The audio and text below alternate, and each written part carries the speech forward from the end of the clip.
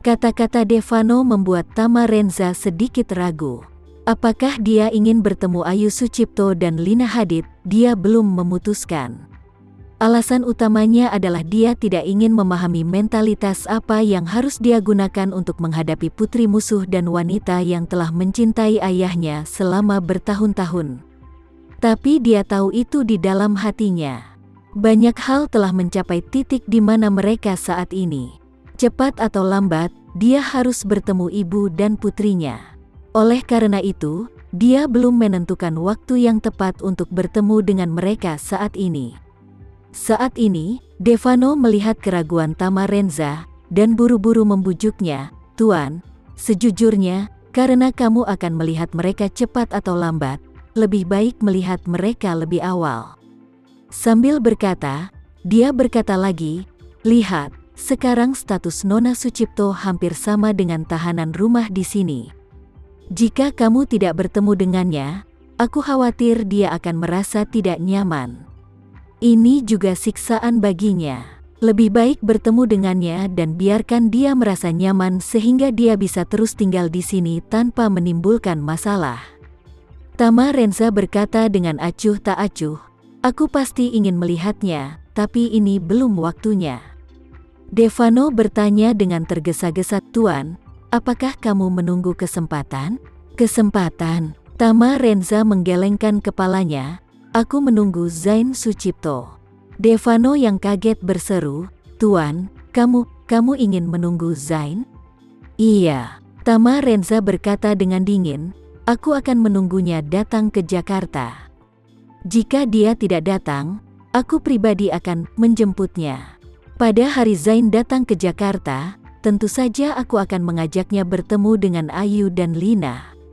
Berbicara tentang ini, Tama Renza berdiri dan berkata dengan hampa, "Setelah dia datang ke sini, aku secara pribadi akan membawanya ke kuburan orang tuaku dan sujud. Jika dia tidak terkait langsung dengan kematian orang tuaku, biarkan dia memberi orang tuaku sujudnya. Jika dia terkait langsung dengan kematian orang tuaku, maka aku akan membiarkan dia membayar nyawanya di kuburan orang tuaku." Pukul 6:30 malam, Edi Wibowo pergi ke rumah Sucipto. Dia juga datang bersama putra tertuanya Rio. Ayah dan anak itu tiba di rumah bangsawan dengan mobil mereka, dan pengurus rumah tangga Anton secara pribadi menyambut mereka. Begitu mereka bertemu, dia berkata dengan sopan, "Tuan Edi Wibowo, Tuan Muda Wibowo, Tuan Tua Chen Sucipto, kita sudah menunggu di aula perjamuan, ikutlah denganku." Edi Wibowo tidak bisa membantu tetapi merasa sedikit gugup. Dia tidak datang untuk makan malam dengan Chen kali ini. Dia datang ke Chen sebagai agen rahasia atas permintaan Tama Renza. Tama Renza adalah orang yang 10.000 orang tidak mampu menyinggung perasaannya. Belum lagi latar belakang Tama Renza, kemampuannya sendiri jauh dari apa yang berani dia singgung.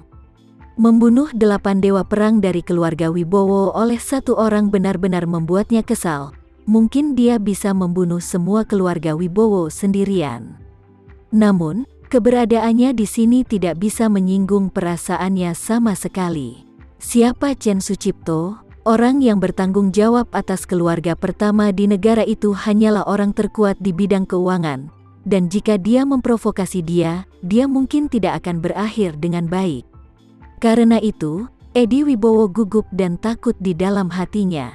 Namun, dia juga sangat jelas di dalam hatinya bahwa, tidak peduli apa, dia harus bertindak sebagai orang yang paling tidak bisa menyinggung perasaan Tama Renza.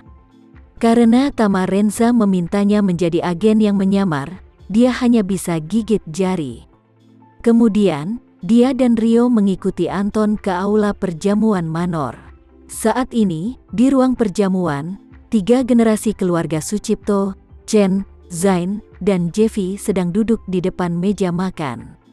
Melihat Edi Wibowo dan putranya masuk, Chen Sucipto berinisiatif untuk berdiri dan berkata sambil tersenyum, "Tuan Edi Wibowo, aku sudah lama mendengar nama itu, dan akhirnya aku bertemu denganmu hari ini." Edi Wibowo buru-buru berkata sedikit tersanjung, "Tuan Sucipto, kamu sangat sopan. Dibandingkan denganmu, Aku hanyalah pebisnis kecil yang melakukan sedikit bisnis yang tidak bersalah. Aku tidak bisa naik ke atas meja.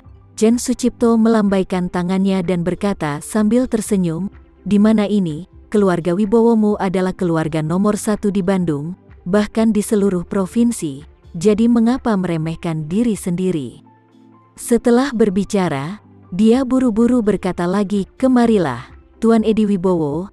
Izinkan aku memperkenalkan kepadamu, ini adalah putraku, Zain Sucipto, dan yang satunya adalah cucuku, Jevi Sucipto." Edi Wibowo merasa sedikit terkejut, dan dia berpikir dalam hati, tanpa diduga, Zain Sucipto ini juga datang ke Bandung. Bukankah orang ini lari ke Australia karena skandal beberapa waktu lalu? Juga, Chen membunuh istri dan putri Zain.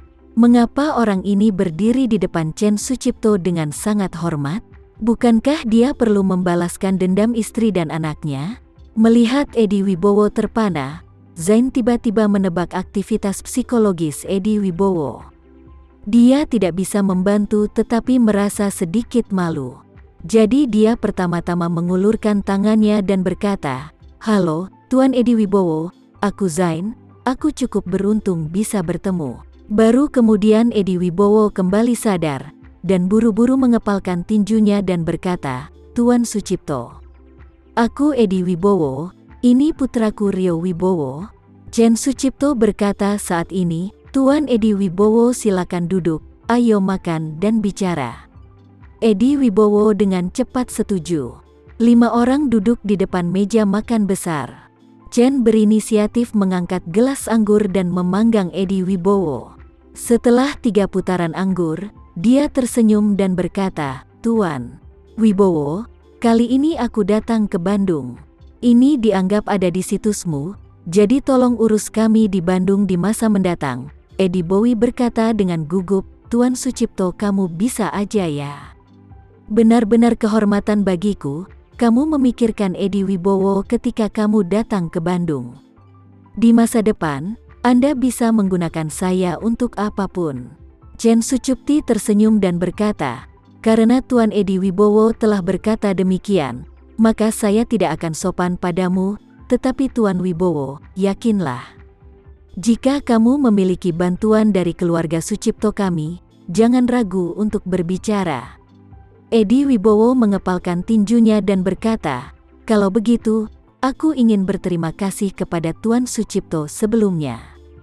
Chen Sucipto mengangguk, meletakkan gelas anggur, dan berkata, "Ngomong-ngomong, Tuan Edi Wibowo, aku ingin menanyakan sesuatu. Aku tidak tahu apakah itu nyaman untukmu." Edi Wibowo buru-buru berkata, "Tuan, tolong beritahu aku." Chen Sucipto berkata, "Itu saja. Aku ingin tahu Tuan Wibowo, seberapa banyak yang kamu ketahui tentang Jakarta?"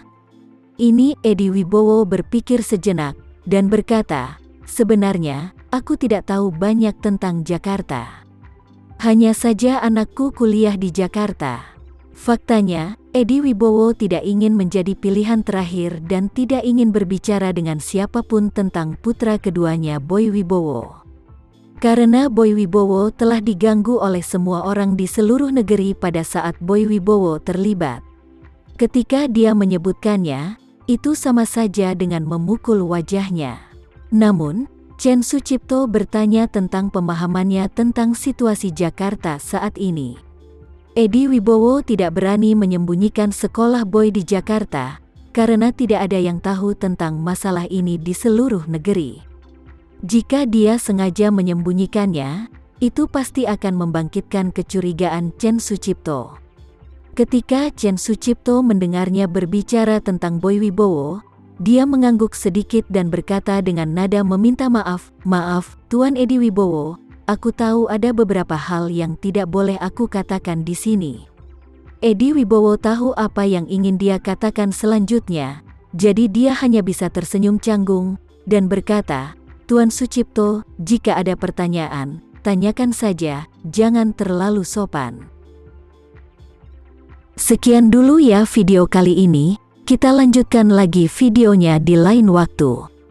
Oh iya, bagaimana menurut kalian? Semoga bisa sedikit menghibur kalian semua. Untuk teman-teman yang baru nonton, jangan lupa subscribe ya, hehehe. Dan kalau teman-teman ada yang ingin gabung langganan, bisa langsung gabung saja untuk dapat fitur yang menarik dan sedikit membantu Mimin. Terima kasih banyak sudah menonton, sampai jumpa lagi, bye bye bye.